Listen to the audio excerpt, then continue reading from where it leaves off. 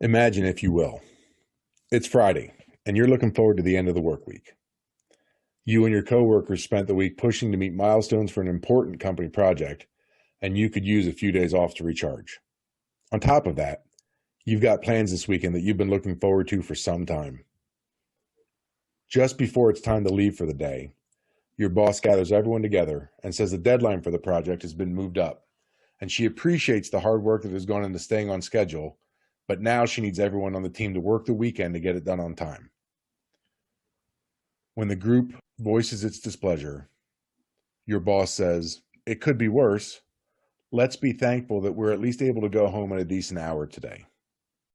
You leave work and call a friend on your drive home. You tell your friend what happened and how frustrated and disappointed you are about having to cancel your plans for the weekend. Your friend replies, "Look on the bright side. At least you have a job. Think about how many people are unemployed right now." In both instances, the intent of these messages is to uplift you, or at least try to provide some comfort. What they probably don't realize is that their messages have the opposite effect. This kind of communication has a name: toxic positivity, and it's the subject of today's discussion. Let's think significantly.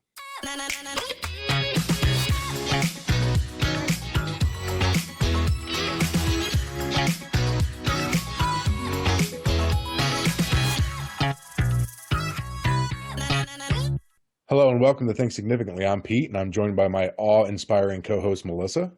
Aw. Well, heidi ho, everyone. Oh, Pete, do I have thoughts on this topic? Great. So why don't you start? How do you define toxic positivity? Oh, well, don't mind I'm being voluntold. No problem whatsoever. Yeah. All right. Okay. Toxic positivity. I'm going to say the toxic positivity is the effusive and ineffective happitization of any and all situations. Yes, that's happytization. Yes, yeah, You that's, get that? Thank mhm. you. I'm writing It's that that down. don't worry, be happy band-aid that no matter what is plaguing you. And I'm going to tell you, I saw this in spades during the Corona lockdown of 2020. Sure. And I'd like to add that because I can sense you're bristling a little bit here, that I think we should be clear on why this is an issue. Toxic positivity results in the denial, the minimization, and the invalidation of the authentic human emotional experience. Let's talk about what this looks like in our lives. Where have you seen the effects of toxic positivity recently? Okay, so I actually have a current event that I could readily share.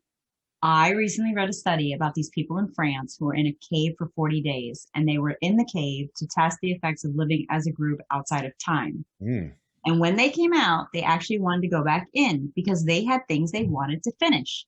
And I kind of feel that way coming out of the pandemic. Like, oh snap, I never wallpapered the half bath to learn to yodel. I need more time trapped in my home. But why? Not because I actually need to learn how to yodel, but because I was being peppered with messaging that I was supposed to do something other than, survive during the pandemic.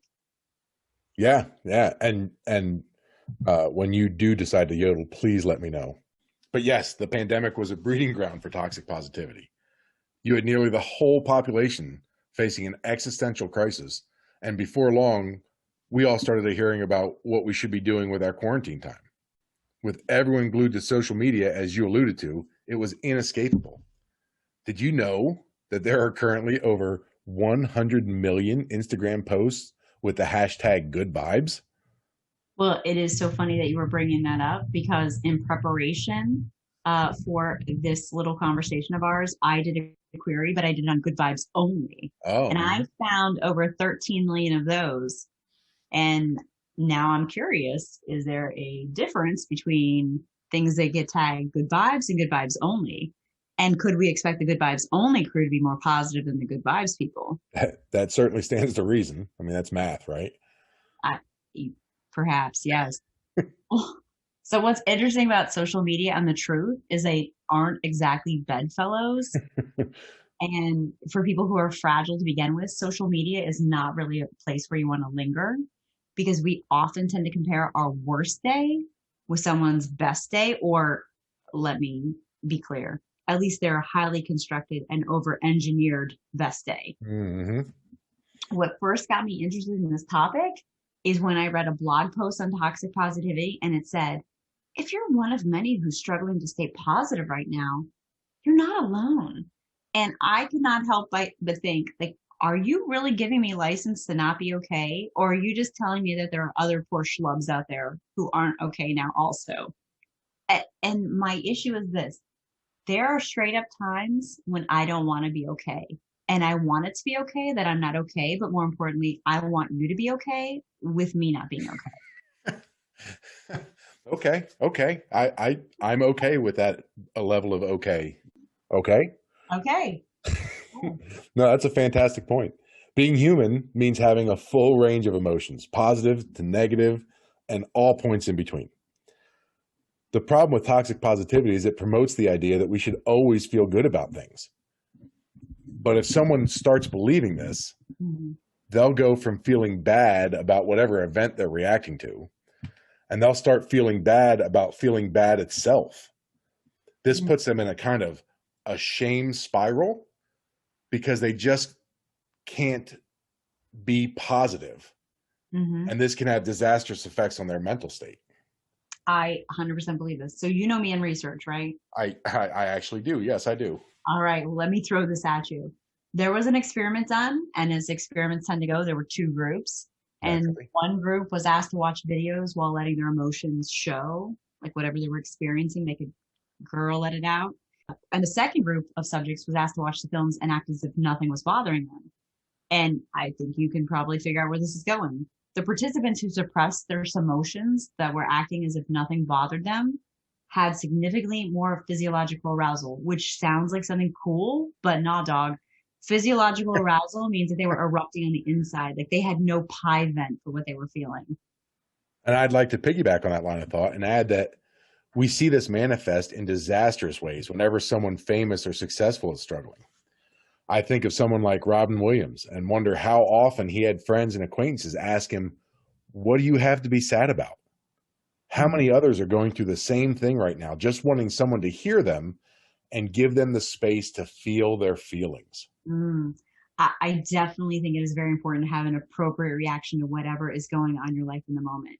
And this lies tangentially to something I noticed during the pandemic about how I often felt like I was at that lowest tier of Maslow's hierarchy personally. You know, I'm trying to like survive, and work and life demanded that I be producing at that self esteem or like self actualization wrong. Pete, it totally messed with me. There was this ever present disconnect between what I was feeling and like what was acceptable. It Mm, totally took its toll. I could not navigate the delta. mm. Those deltas can certainly be tricky. Have you ever played the yes and game? The like from improv, yes, and Yeah, technically, I think it stems from applied psychology, but sure, they're using it in improv, I believe. So yeah, it sounds good to me. all right, okay, all right, smart butt. All right, so yes, part of improv, but I don't lose my scholarliness here in this group here. Yes. So I think it's also technically a part of design thinking. Either Hmm. way, I know my way around a little yes and. It's when someone starts a story and the next person builds on it, and you have to keep the story going no matter what. Right. It's a collaborative way to build a storyline or to engage in brainstorming. So the question is, are you up for trying this out? Shaw. Okay. Okay, here we go. All right. Once upon a time, there was a superhero. How did I know you're going to start with this? All right. Yes, and that superhero had a super flaw. Ooh, okay. Yes.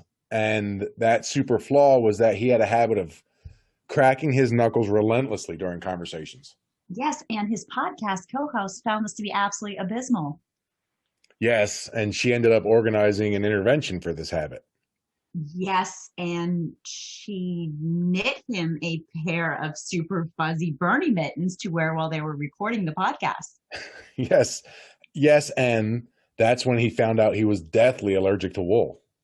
Yes, and then she did some research and realized that wool is not an allergen.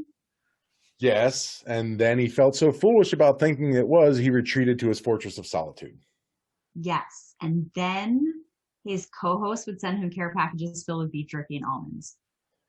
Yeah, yes. And then he learned that the Fortress of Solitude didn't have an EpiPen and his nut allergies killed him. Damn, Pete, I did not see that coming. Well, okay. Yes, and clearly can be very, very powerful or deadly when you break down the construct. Oh, all right. Yeah. All right. So back to business. Yes, the yes acknowledges the other person and what they have just said. The and is your chance to contribute. And I want to make sure that everyone realizes that with this technique, the people that are engaged in this do not have to be in agreement. Clearly, like Pete and I just weren't. But that and gives you the opportunity to tack on your piece. It puts those bumper guards up so that you don't stray into the yes, but, because I would have said that a couple times. And yes, but can shut down that conversation super fast for sure. Yes, it can. Yes, it can. So the reason that I brought this up is exactly what you're saying, that it's okay to hold two or more disparate feelings at the same time. In the case of yes and, you might not agree with a portion of what I've added, but you say yes and then tack on your end, which very well might run counter to whatever I said. But the end binds them together to be experienced simultaneously. In regard to feelings, I think one of the most important things to acknowledge, if we want to be better at this emotional thing, is to recognize that they're not mutually exclusive. You can be grateful for the good things in your life and still be sad about things that aren't great. I totally agree with you because I experience this all of the time. And now that I'm thinking about this, about what my issue was earlier, it really wasn't the amalgamation of the conflicting emotions, but it was that I never gave myself permission to feel both simultaneously. I constantly felt like I had to pick a pony. I mean, like, who is sad and happy at the same time besides me? Oh, probably a lot of people, honestly. But to go back to our yes and adventure, I really like that technique because the participants are supporting each other, regardless of what direction it leads in, even if the ideas are seemingly in conflict. And we can apply that same concept at the individual level by showing that we can have these opposing feelings living under one roof. It doesn't have to be one or the other. And even that we don't have to define things as this is good, which, we conflate with acceptable, and this other thing is bad, which is unacceptable. And science backs me up on this. There are several studies that show that those who don't apply labels of good or bad to their emotions have overall better mental health. In other words, we need to accept our emotions and avoid judging others or ourselves for having them. So this makes me wonder, what about that friend? Because I have one, at least one, who says, well, I'm just a positive person. I mean, I'm not going to change me to accommodate someone else. I'm just very positive. Sure. Yeah, we all know someone like that, right? But positivity is I see you. I acknowledge your pain and I'm here for you. I'll walk this with you. Toxic positivity is you feel down, I can't relate. And, to quote a song from my childhood, ain't nothing going to break my stride. Ain't nothing going to slow me down. Oh no, I got to keep it moving. Good luck. I wasn't sure where that was going to end. Yeah. All right. I was like, I can do the whole song if you want. No, I'm good. I'm good because it'll probably involve dancing. All right. So I honestly think that people just don't know how to objectively stand with others without subjecting themselves to it. And that probably stems from the fact that we don't even know what to do with ourselves. And so we rely on these little quips, like these little knee-jerk responses. Like when I say, how are you? And you say, living the dream. Living the dream. All right. Well, exactly. Right. How are you? You're fine. Right. Exactly. We've reduced our communication down to this, if this, then the scenario, because we haven't really thought what might be actual appropriate responses, both in regard to ourselves and by extension, others. So what we want to do is acknowledge the pain a person might be experiencing in a healthy way. Be interested in what they're saying and what support they're asking for. It's entirely possible to exude a positive attitude while still interacting with others in a way that expresses concern. That's when positivity is not toxic. You know what I've seen a lot of lately, particularly on social media, which runs tangential to the very positive person. And I'm hoping that I don't derail us with this, but it's the hyper rational person. Mm-hmm. I didn't even know what this was until recently when I was participating in the seminar on positive intelligence, and I heard the term for this. This is the person who exclusively focuses on the rational processing of everything at the expense of nearly everything. So, like in regard to toxic positivity, this person would say, well, but it could be worse. Look, yeah, okay, I suppose, but it's not like my sadness or my grief is being measured by a thermometer where I can say objectively, well, we're not to 102 degrees yet, so, it must be fine. Melissa, you said earlier that you needed a little help in this department. So why don't we try a little practical exercise here to see if we can diffuse some of our go-to phrases that contain toxic positivity. I can throw out a phrase that could invalidate someone's feelings, and maybe you could give an example that allows the other person more space to feel their feelings. How's that sound? I mean, I'll try. If I'm the one needing help with this, clearly I'm the one in training. I'm not a Jedi like yourself, but I would rather that I don't go first, if that's okay with you. Okay. Yeah, no, sure. That's certainly fair. Demonstrate it first. I will. Okay.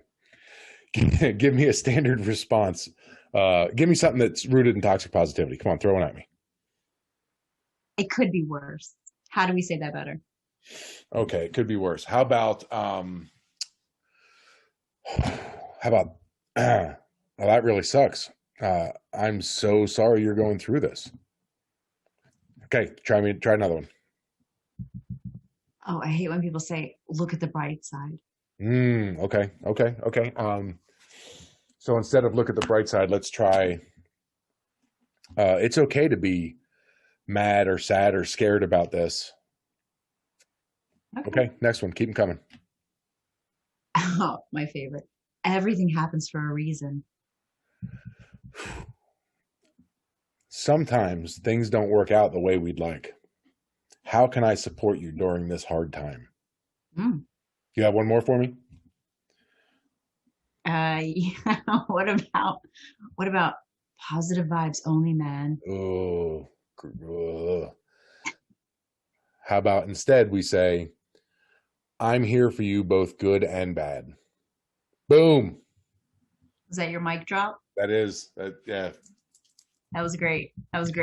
There are countless other examples we could use here, but the key things to remember when talking to someone who is struggling is to allow space to express and experience feelings. Mm-hmm. Validate their emotions and reinforce that you support them. And this one's tricky to a lot of people. Learn to be comfortable with negative emotions. Mm-hmm. Finally, what you need to do is resist the cultural instinct that we have here in America to have a positive response to everything. Mm-hmm. Good vibes only, Pete. No, I'm just kidding. I would say that we should resist the instinct to have a response to everything, period. Sometimes it is okay just to listen. And I'll tell you what, truer words were never spoken. What advice would you give to someone who is trying to overcome the effects of toxic positivity on their own emotions? So you're asking me, like, basically, what are my own personal takeaways? Sure. Yeah, let's go with that. My takeaways are what I am feeling in this moment is valid, and it doesn't necessarily have to have value. It's not good or bad. It just is. And it is totally okay to have conflicting emotions under the hood, as it were. What about you? No, those are great points. I'd like to end personally with a quote that I read in the Subtle Art of Not Giving a Fuck by Mark Manson. Lord. Okay. Yeah. This is it's adult podcast. So any attempt to escape the negative, to avoid it or quash it or silence it only backfires. Mm-hmm. The avoidance of suffering is a form of suffering. The avoidance of struggle is a struggle. The denial of failure is a failure.